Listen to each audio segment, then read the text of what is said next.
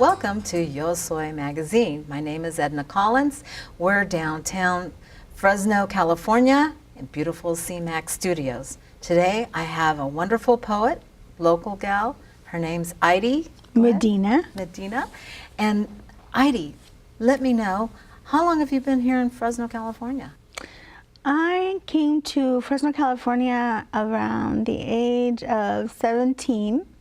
I'm now 46, so it's been a long time. Time as well. Yes, it feels like home now. Oh, wonderful. So what part of the state were you coming from? Salinas, California. Oh, yeah, okay. that's where I'm from. From one valley to another, you know, a green valley to a dry valley. How wonderful is that? I think Salinas, my dad used to pick artichokes. Yes, and cabbage. Castroville. That's where the artichokes are at. Yeah, yes. I lived in Castroville too. Oh, okay. So it's nice. Tell us a little bit about it. Oh, Salinas, the Salinas Valley is beautiful. It's right along Monterey coast, Carmel, Santa Cruz, Watsonville, ocean, green, very lush, beautiful, wet valley. It's always covered by fog by mid-afternoon. We didn't really have seasons. In Salinas, it was the same temperature the whole year round, so it was quite a shock to me when I moved to the valley. Oh, yeah, I bet. Yeah. Now, your parents were first time? Yes, my parents were from Mexico. And they were farm workers. What city or state in Mexico? Guanajuato.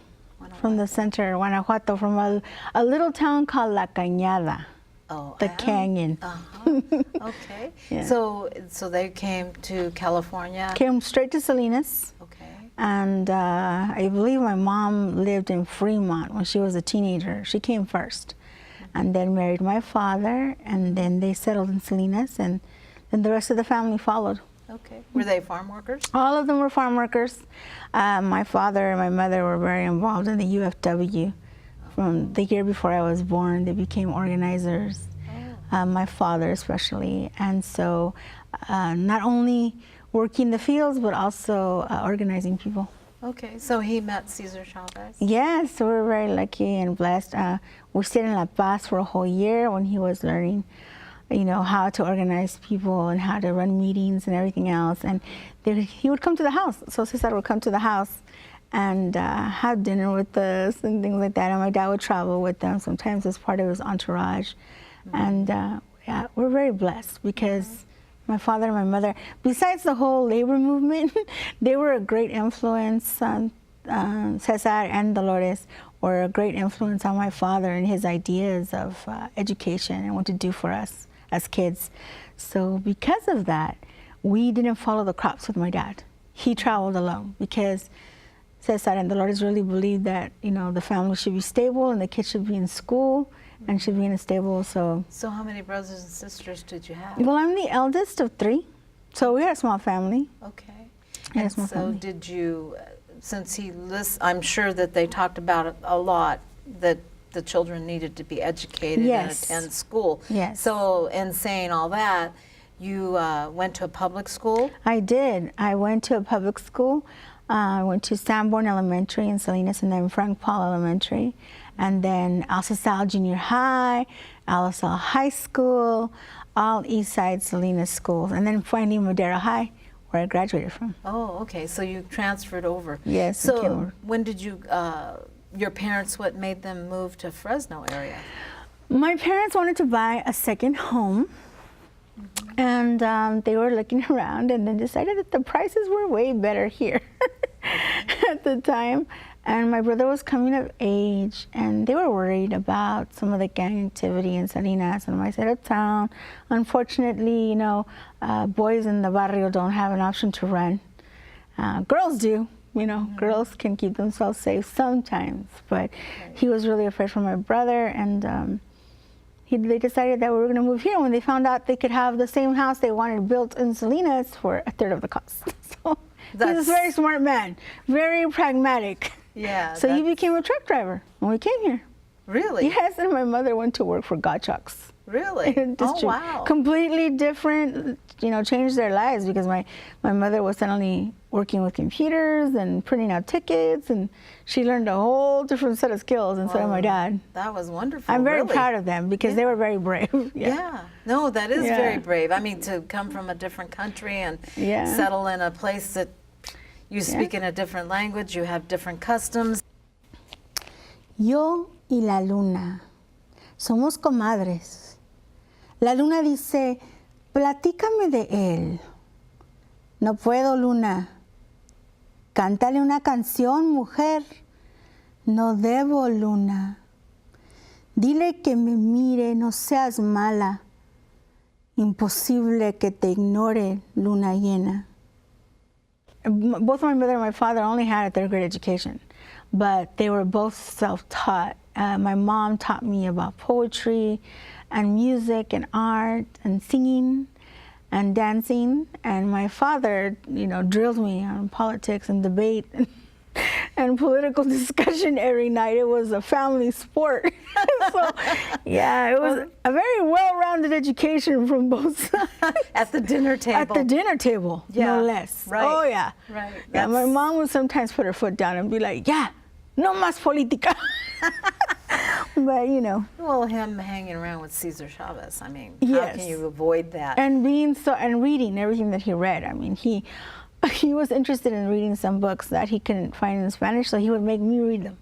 Oh. So when I was 10, he made me read the autobiography of Malcolm X and Lee Iacocca. Really? The head of Chrysler, yes. And then I had to tell my dad what the book was about and what it said, and then he gave me Soul on Ice. I had to tell him about that. Lee Iacocca versus Malcolm X, so he far wanted apart. He wanted to understand a broad spectrum of people, you know.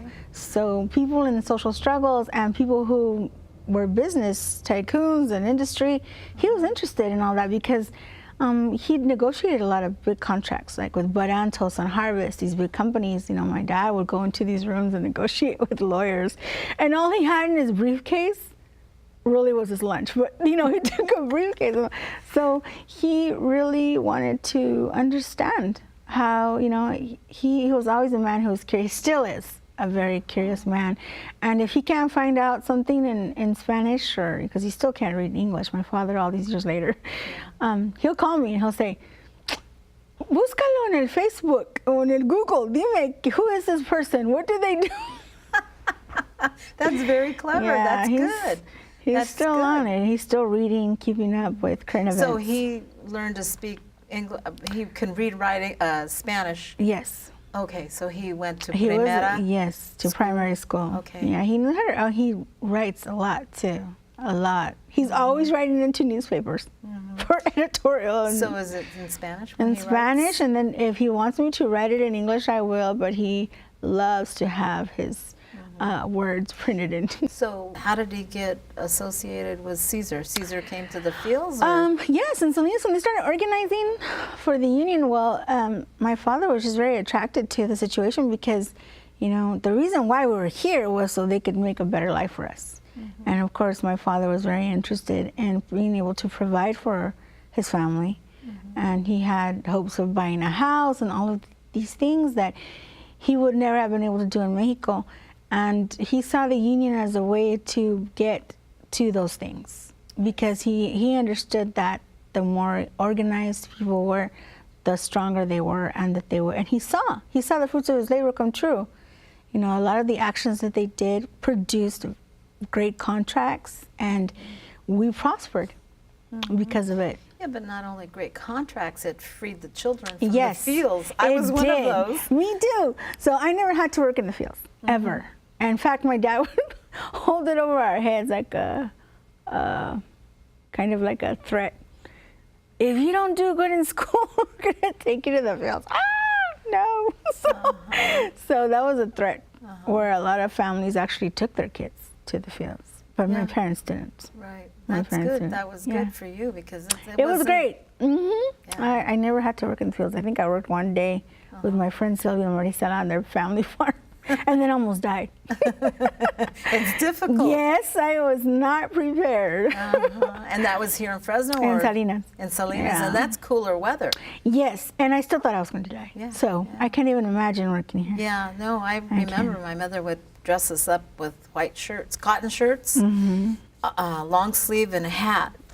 And then that was at 9 years old, going under the grapevines. Yeah, And I would put all the papers out so that they could put the grapes on the trays.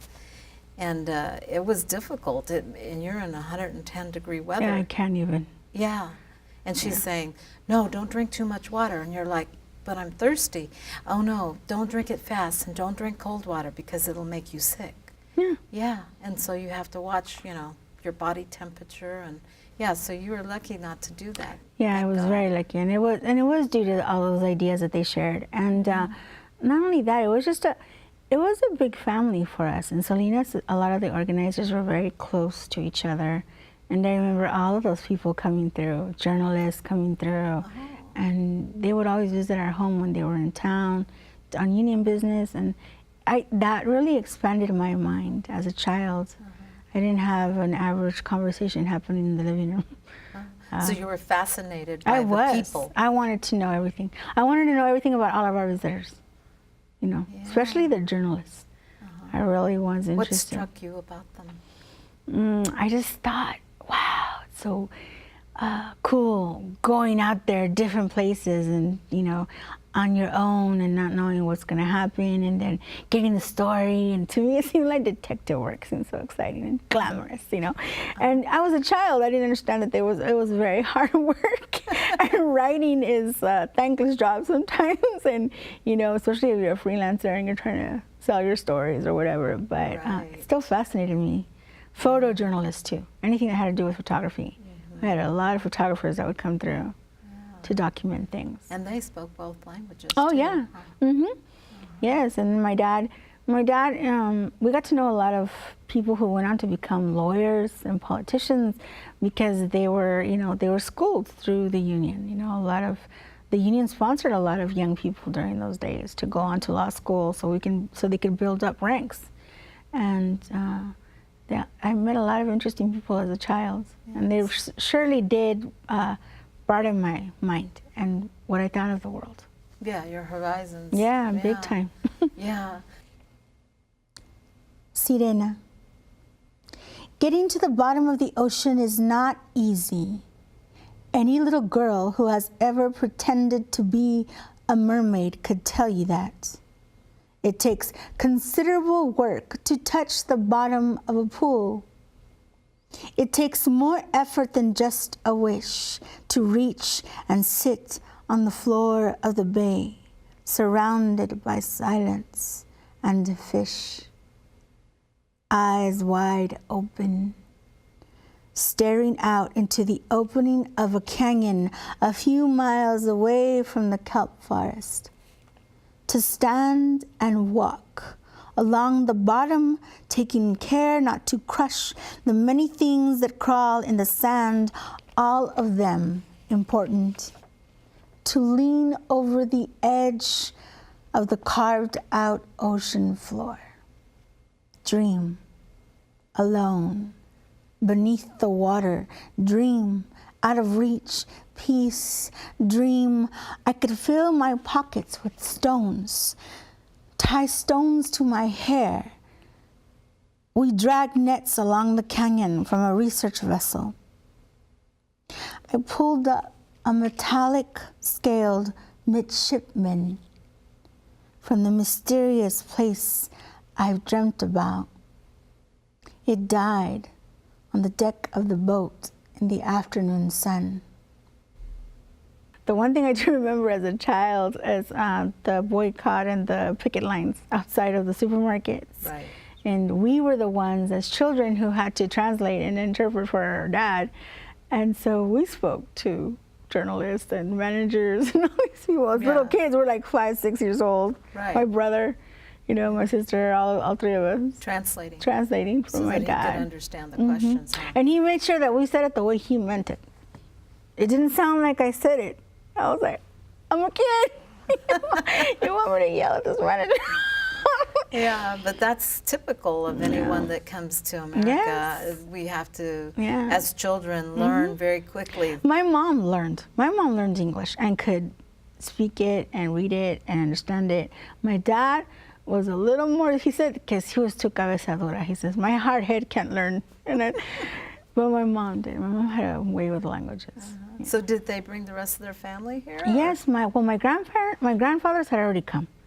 Both of them, both sides. My maternal grandfather, Antonio, came first, and then he brought my grandfather, Narciso. They came as braceros. Okay. And they came during the bracero program. And they would hop a train and come on down to Fremont, to Modesto, different places. I did hear them talk about what they did. And then my grandfather, my maternal grandfather, he right away started working on immigrating himself and then immigrating his wife and children. And his daughters came first before his wife. Yeah. Papel picado. Only the sharpest blades can make intricate cuts in delicate sheets of wafer-thin paper. Master cuts produce exquisite scenes, cut with precision, with intent, but gently please. A dedicated artist, a willing material of labor, of skill, and when the sheet of paper cannot receive one more cut without losing its perfection, the sheet is strung and hung for those with discerning eyes to admire and want. So you came, it sounds like you came to Fresno around 1985? 89, around Okay. 89, because I graduated in 1991. Okay. So I came halfway through my junior year. All right. So, yes. And how did you think? Well, I came to Madera first. And so to me, the valley, when I came, it was February. It was completely dark and covered in tule fog. I didn't see the sun for like a month.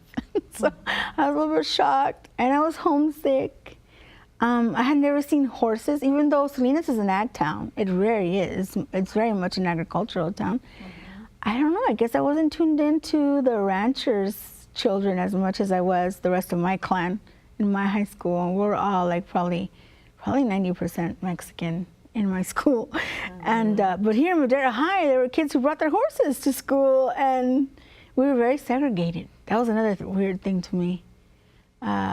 You mean all the Mexicanos? Yeah, the school was very segregated. Like you had all the black students hanging out in the Black Student Union, all of the Chicanos and Mexicans hanging out in the Social Studies building. You had all of the ag kids who were primarily Anglo hanging out in the square. It was really strange to me, and I didn't get it. And so I stepped on a lot of toes because I had no idea, like how to behave in their world. I talked to everyone. Everyone was my friend, Salinas and Monterey, those places, they're pretty diverse because not only because of the people that live there, but the tourists that come through. So I had no idea that I was. That's true. You have a lot more tourists. That I should have stayed in my spot, and I didn't understand that. Yeah. That's true. You do have a lot more tourism over there than we have here. Yeah, it's totally different. Yeah, but later on, when I came to the university, I came to City College first and then Fresno State. I love those schools. I think they are great schools, and I learned a lot. Great professors, great teachers. Very encouraging. Yes, very encouraging, and very in touch with who you are as a human being. So let me ask you a question now. You do poetry in 2 languages. So what struck you, or at what point in your walk through life did you decide to write poetry? I was 9 years old when I first consciously wrote a poem. Of course, it rhymed, and it was a love poem, and it got great rave reviews from my teachers, who were very impressed. And then I got accused of plagiarism for that poem by my vice principal, not my teacher, my vice principal. I think the poem must have been for a contest or something. I can't remember now exactly the details. I was 9. But I've been writing poems and things as soon as I learned how to read and write, which was a month into kindergarten, I learned English.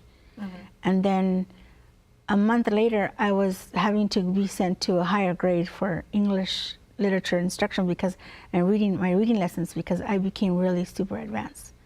So by the time I was in 6th grade, I was reading at a first-year college level. Reading and writing at a first-year college level. That's because you were absorbing those books. I was like so into, so I was already writing as a very young kid. I was writing things. I had a 2nd grade teacher, Mrs. Ashton. She was, oh my God, that woman hated my guts because I could read better than her Anglo students. So she would slap us and call us greasers and wetbacks and all kinds of horrible stuff. And she found my journals that I had made. I had made my own little journals, you know, because I probably didn't even know there were any such thing as diaries, you know. And so I would just take a bunch of paper and staple it together or glue it together, and so I would write in there. And she found it, and she took it, and so I know that I was writing even then. I was writing. I just was so young, I can't remember what the hell I was writing. And she took my misspelled words and put them on the board and had everybody laugh at me for my misspellings. Yeah, she was trying to knock me down. Take me down a notch, you know. And I think the only thing because that never stopped me from writing. I can't stop writing. It's compulsive. I cannot control when I'm going to do it, when I'm going to write. I have to do it. It's a compulsion. But it did stop me from showing people my work. I was very shy about it. And it wasn't until I think it was a class assignment now. I remember now. It was a class assignment, 4th grade, to write a poem. And I wrote a poem. And Mr. Carvajal, he accused me of plagiarism. I didn't even know what that word was. I was like, what? He's like, yeah, just tell us what song or book or did you see this in a movie or did you hear it on the radio? And I was like, no, I wrote that. But really? He didn't even qualify. He didn't believe that it could have come from me. Well, what was that reason, or did he even? I now take it as a very big compliment because obviously I was just amazing. Even at 9, apparently I blew his mind and he couldn't imagine. So, yeah, Mr. Carvajal, shout out. Well, Mr. Carvajal, he's Mexicano. Yes, right? He was probably even first generation like myself. But, you know, sometimes I think people, once they get a little bit of power, in a position of power, they tend to want to step on their own people because I think that it makes them feel like they belong to the mainstream society. If they are, you know, they want to feel like they are one of them. I see. You know, to fit they're in, an us and not a them. You know, so that's the only thing I could think of. I'm 46 years old now. I like to tell that story. I actually tell that story a lot because people ask me like, "Oh, what's the first time you wrote?" And I'm like, "Oh, I was 9," you know.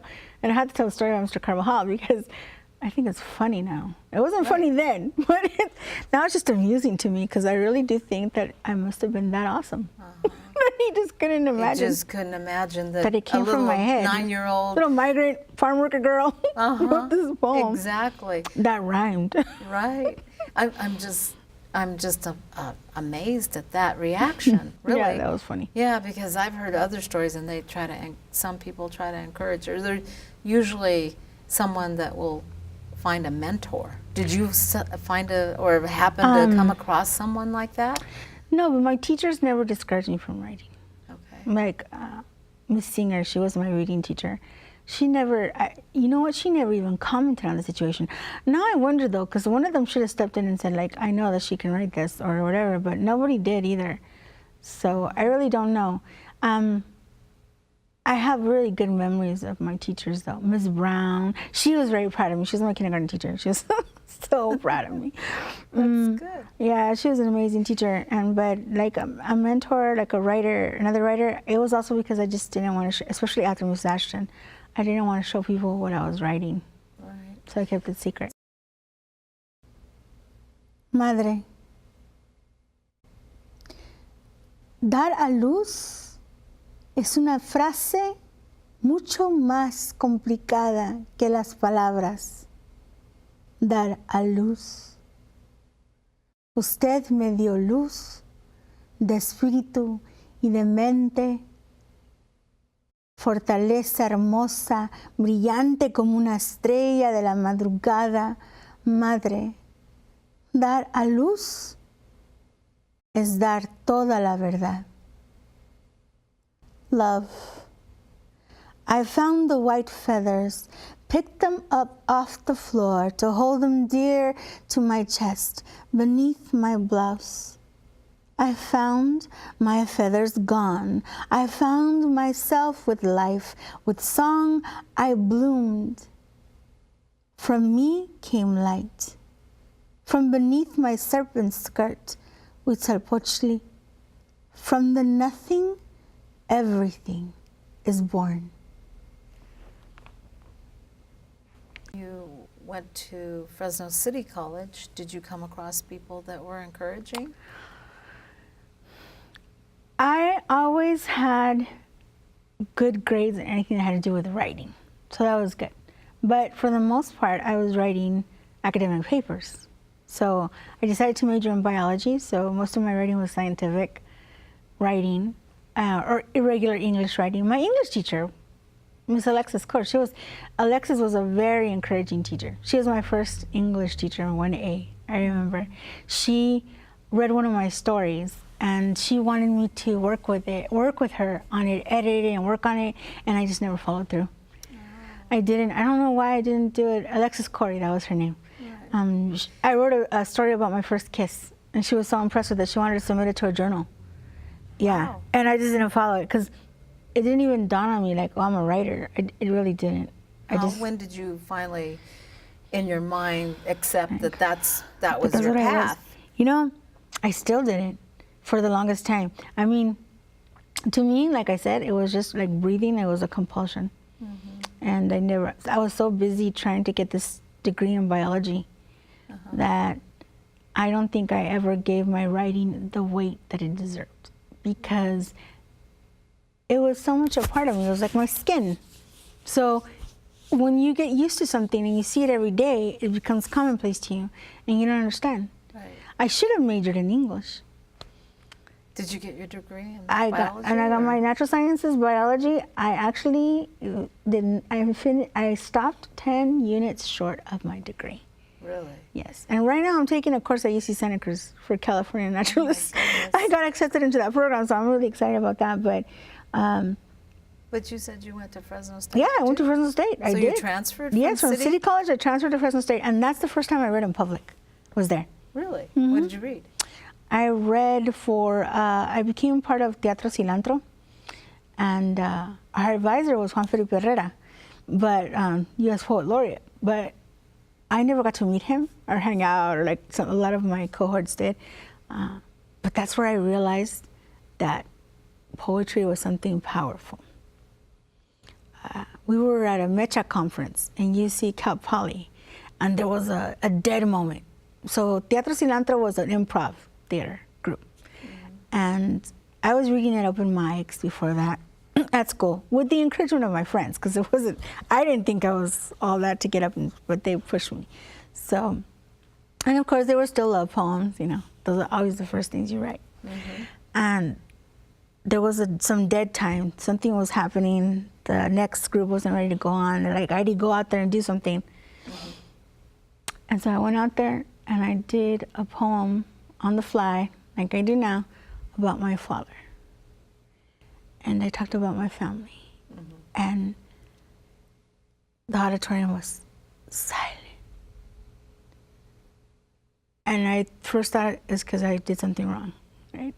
That's not the last time that happened to me. Silence always freaks me out. There was nothing.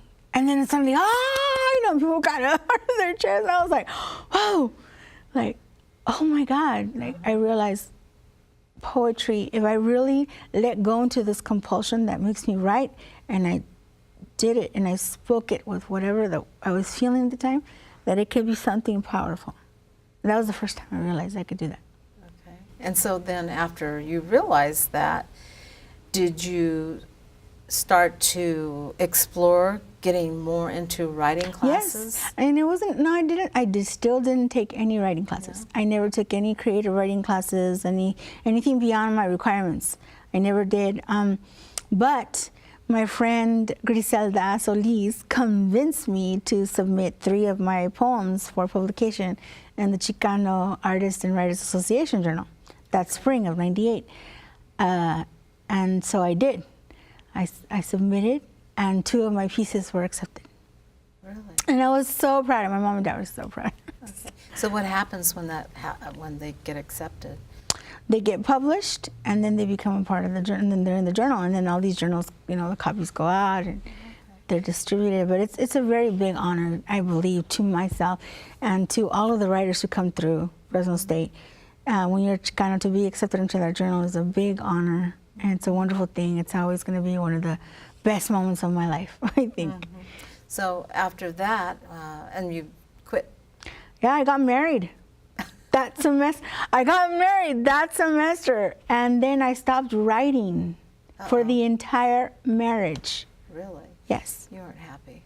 I did not know that. I thought I was extremely happy. I bought a journal where supposedly I was going to write him all of these glorious poems. I even dedicated to him. I'm going to write all these things for you because I love you, blah, blah, blah. I wrote 1 piece before our wedding. And that was it. I never once again touched the journal. I didn't write poetry. And how long? Wasn't inspired to do so. 10 years. Wasn't inspired to do any writing. Then I left him and got a divorce, and I started writing again within a week. Really? It was the strangest thing, and I still didn't put it together. Like, I didn't think like, oh, this man kept me down, because he never really did. But the life, I guess, there was something missing. I don't blame him though. Something was missing. Something was not right. Mm-hmm. And did you have children? Yes, I did. And by then I actually had my daughter, who he adopted. She was 4 years old when we got married, and then I had my son 10 years later from Nati. So they were 10 years apart. Mm-hmm. I had my son, and I was busy being a mom and trying to be a wife, and I wasn't a very good homemaker. God help me. I wasn't, but I tried. I love to cook. Well, I'm just not I just don't like to clean. That's the rest of it. God's truth right there. I love to cook, all the creative parts. I like that. Right. Just don't make me clean toilets, because I can't handle it. But so I think there was something definitely was off, and it did something to my creativity. Because as soon as that we got divorced, as soon as I separated, do you still talk to each other? Yes, we do. We talk to each other. Yeah, but it was just funny that happened, because a week later I was writing like a mad woman, just writing and writing, and then 4 years later I went public with my work again. Really? Yes. So let me ask you, what are your poems about generally? Do you stick to any specific topic, or? I can't. There is absolutely no intellectual organization of the topics that I write about. Okay. The poems are very momentary. I've called them that before. I've called them momentary poems, momentary poetry, because they are very much what is weighing on me at the moment. And it could be joy, it could be grief, it could be anger, it could be love, it could be something political. It doesn't, or some social justice issue. Whatever is pressing and truthful. Mm-hmm. So that's important. It's always something very truthful. Mm-hmm. And I try to say it as truthful as possible and not elaborate on it.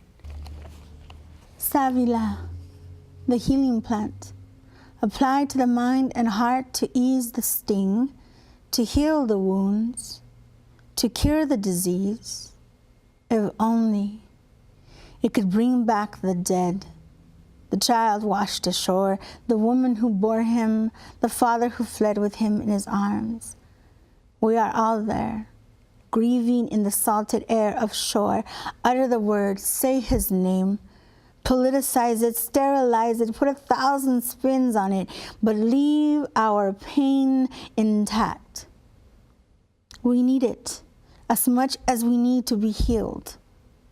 We have seen his face before so many times, crossing the desert on foot, clutching onto rafts built of debris. We have seen him crouched in the shadows of walls built to keep him away from our tender sensibilities.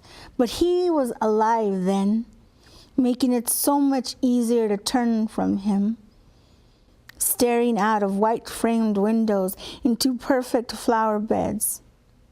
Savila, the healing plant, cannot help me right now. You know, somebody accused me of being very flowery one time, a critic. And I was like, no, when I say I talk to trees, dude, I'm talking to trees. Like, I talk to trees. That's it.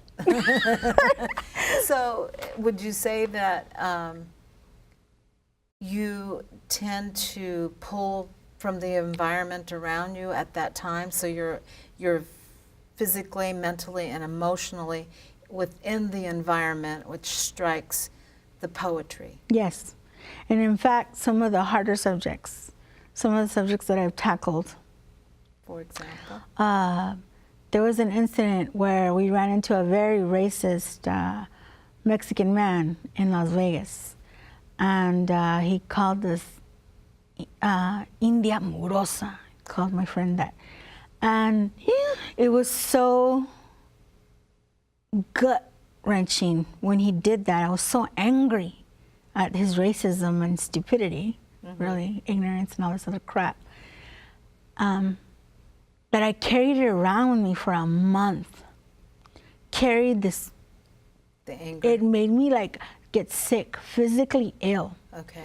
And finally I was at a store shopping. I ran into an old college classmate who I did theater with, Anna, and I told her, I was like, oh my God, you'll never believe this crap that went down and this happened. And she's interesting, you should write a poem about that.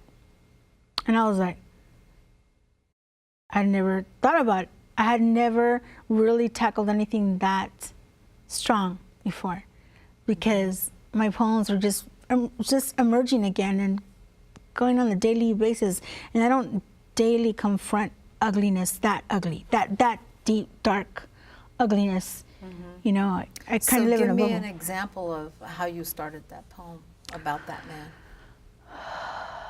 I just stood in the mirror in the restroom, and I just started telling myself what happened. So give us a smidge of that poem.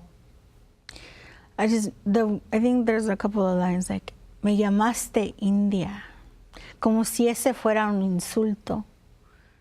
You know, like the word, and I tried to put description to the disgust that he had on his face, in his language when he said, I can still remember him. He was a very red-headed man, young man, drunk as hell, does not excuse him. No. At all. Right. Racist is racist, and classist is classist, and that's that word. Unfortunately, Mexico's full of that crap. And but he was Mexican. yes, he was. He was a Mexican man. And what kind of racism was coming out of him? Against indigenous people, or what he considered. We were, you know, he directed it to one of my friends who has, and myself, who, you know, dark skin, and she's very dark skin, brown, you know, black eyes. Amazingly super smart woman, administrator of a school, you know. I was angry because he was not only talking to us and trying to insult our indigenous blood, which we are very proud of. I am very proud of. Right. You know, I would never, ever be one of these people who say, oh yeah, you know, oh, my grandparents were French, or, Right. no, you know, I know who we are, you know. And it just made me so angry that he would think he was better than his fellow Mexican people who, she was just actually saying hi to him. It was actually Mexican Independence Day. Oh my We were there for a goodness. boxing match, Oh my all of these girls. And so he was like, she's you know, hola, she called him paisano, you know, arriba Mexico, or some, India Mugrosa, some crap. Oh, I thought I was gonna kill him. And I saw him as an insolent, sad child. I was so angry at him. I wanted to take him on my knee and spank him. Right. I did. Right. So you have been confronted with a lot of that Oh, yeah. racism situation. Yeah. And most of it is, what do you feel triggers that? It's self-hate. It's when you colonize people and you wipe away their identities, their language, their culture, their literature, their everything, their religion, you make them hate themselves because they're so lost that they don't even know who they are anymore. You're taking who they are away. Yes. And so some of the cruelest people are the most abused people. It also happens in individual abuse. You see it. People who have been victims of horrible abuse can turn into monsters. And that's what's happened to us as a culture, as a people. Indigenous people all over this world. You know, unfortunately, there's a lot of self-hatred deep in our blood because we want to be nothing like what the colonizers saw as below animals or as, the level Slaves. of an animal. They were slaves. Exactly. Exactly. So nobody wants to associate themselves with the conquered. Right. And so there's a lot of hate. I don't have any of that damn hate. Right. Well, it's good for you to talk about it because I don't think that in our society we talk enough about what creates that dissidence, what creates that continuum of us continuing with the hate. Marine fog hangs in on the full midday sun. Glass blues and glass greens turn into white peaks with each wave, a clash of solid wall against solid wall. The force of water against the force of rock, each one willing to wait out the other, testing their endurance against 1,000 years. The rocks know the score. One day they will all give way to the water, but for now, they are boulders, remnants of ancient terraces, bits of continents, serpentine veins running through their massive bodies. Smooth and rounded, the rocks only escape to the mouth of the river to be met by the never-ending surf. Still, above all of this, the ghost of the marine fog lingers on. Oh, The uncomfortableness of who you are and what they are and the finger pointing and the name calling. And at some point we have to start to get along. I've seen that myself, Yeah. And I think that your poetry, some of that poetry, it helps you work through that situation. It does. It does. And most poets will tell you, it's angst that makes you write. Right. Right. And it also helps other people, those looking from the outside in, to become more accepting. Don't you see that? Yeah, and understanding. I just had this discussion. I was out on a research field work doing with my class at UC Santa Cruz, and we were visiting tribal lands out there.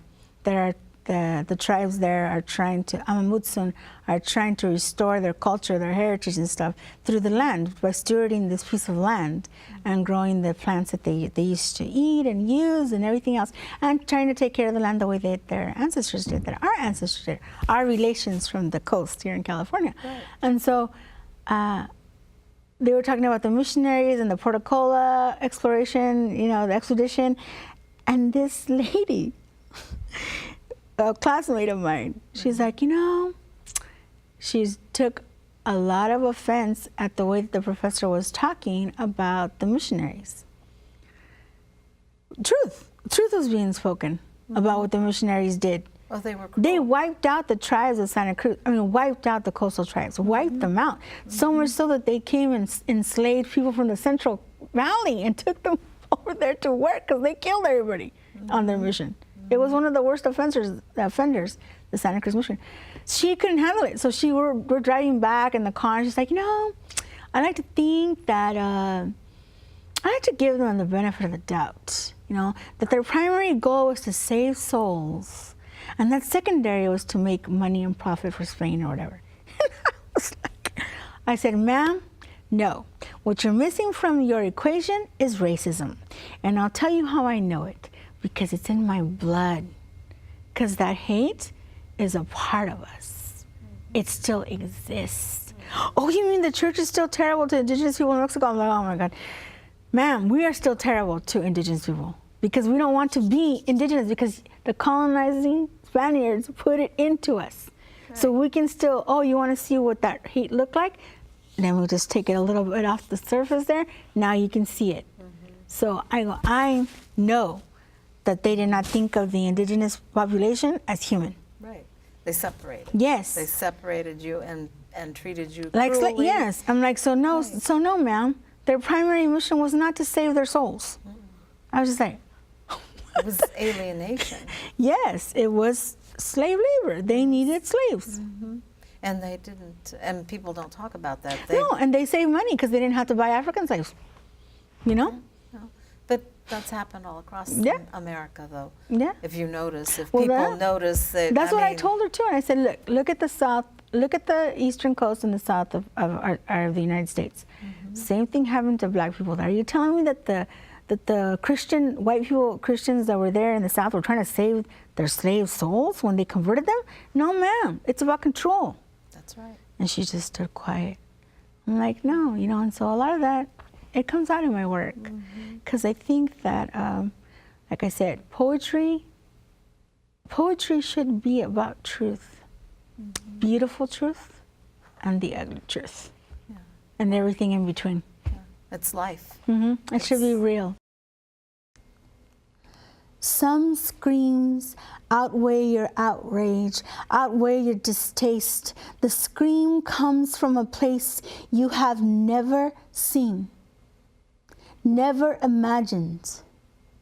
The wail comes from the silt and dust of exploding bombs and dead bodies, the dead bodies everywhere. Wait, let us arrange death and destruction into a more suitable, allowable pain. Let us make it dainty and demure, tasteful, tactful. Let us lick the feet of our murderers. Let us kiss the hands of those who are above human reproach, unmarred, sacred, untouchable, untouchable. How many children wish their loving mothers were held up with such decorum, wish them untouchable by war, by violence, by persecution and execution. How many? We rage, we condemn to death, we, the irreproachable. Right, it's life. It's life. So your studies in Santa Cruz now are what again? It's the California Naturalist Program, and it's a statewide program. So you can go to a lot of UCs. There's a lot of UCs that have the program. And basically it's tying everything that I've ever studied for my science courses, geology, biology, everything to do with plants, with climate, with ecology, land formations, ecosystems, everything, and ties it all together. Really? So I'll have a certificate that says that I'm a certified California naturalist, like Darwin, like Muir, like people who were out in the field making observations. Okay, so you're going to be out there making observations and writing poetry. That's why I took it. Many naturalists, well-known naturalists, are also happen to be artists, either illustrating in their journals, where they were taking down data, or pictures, photographs, animals. All these people were naturalists. There's a reason why they're so drawn to nature. And it makes you realize the scale of your actual existence, to the grand scale of continents moving, of plate tectonics, that's pretty awesome of geology, of systems that interact with each other, of migration of species from prehistoric times till now. All the living No, things. we are nada, you know? And if we put ourselves into those perspectives, we will understand and respect all human beings and all living things. But it's very difficult to get there, you know? It's difficult. It's constant learning. You have to, and who has the patience sometimes? Not everybody has the patience to learn something new. Not only learning, but understanding. Yeah. You know, you can teach someone all day long, but do they really understand the core learning? Yeah. I often, so I talked about science in a grand scale a lot in my poetry. And I thought this class would help me bring it down to the intimate scale. I want to know nature and the nature of this land that I'm in, the natural world of this land that I'm in, that I love so much and I write so passionate about. I wanted to know it intimately. And what's more intimately than knowing the name of every damn flower in a can? So give us a little sample of the broad spectrum type of... The broad spectrum. Yeah. Interpretive loop. Big Creek Reserve, Waterfall Cove. A list of thoughts first. Exposed roots holding back soil, holding back boulders, young redwoods, limbs dangle into pool. I would notice the waterfall first. Its loud cascade and pronounced churning, forming a white mantle graciously spread out over the shaded water. It is as such a special occasion tablecloth of starched white cotton, the kind of family heirloom my grandmother lays out on birthdays, on saints' days, and all matter of family lamenting and celebration. It is an estamos de manteles largos day, every day.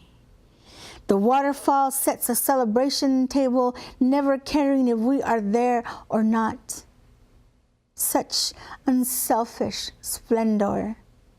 I, on the other hand, am not that generous. I will never take you to the waterfall to watch the water pour down beneath the fallen trees or catch the reflection of the sunlight dancing away the late morning. The roots of trees curve around the edges of the deep, clear water. Woody arms holding everything together. The flowering plants that grow in 3 parts.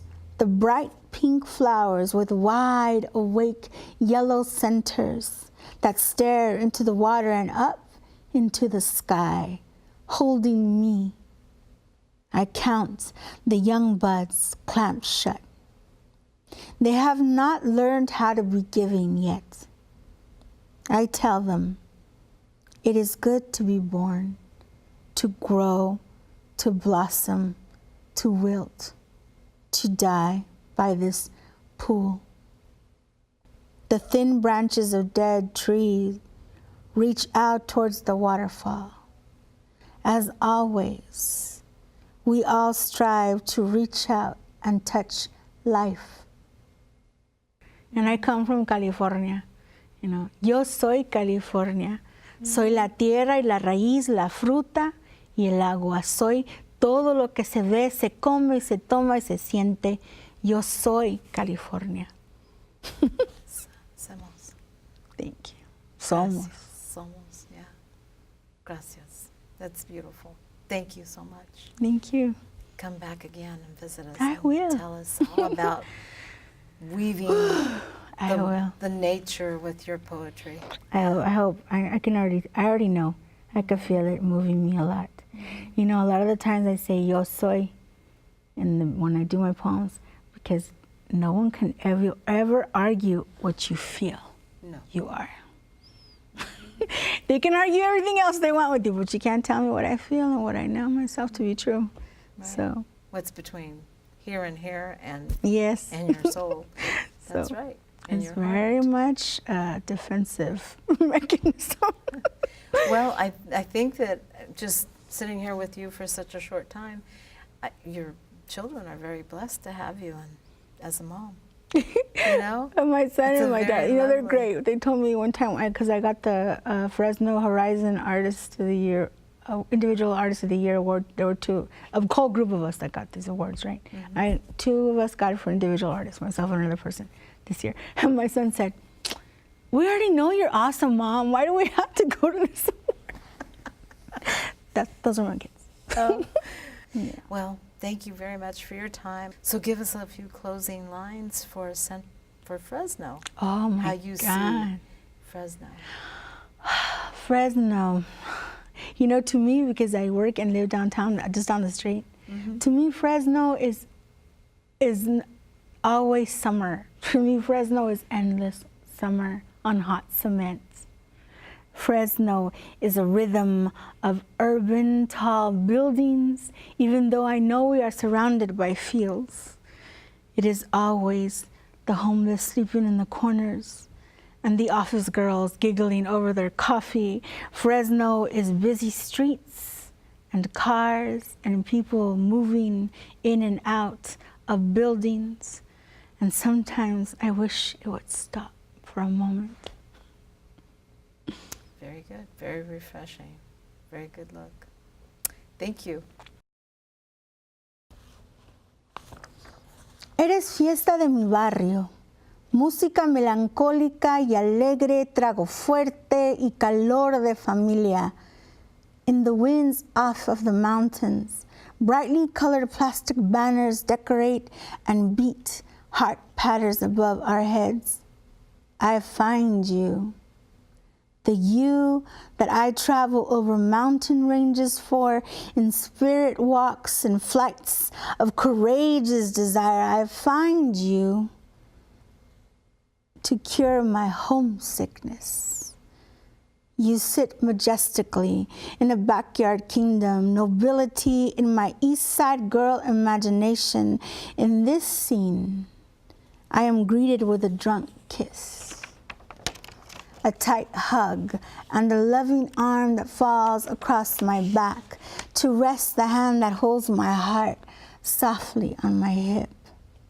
We and the monarchs always return to where we come from, with our brothers and sisters in tow. Home is calling.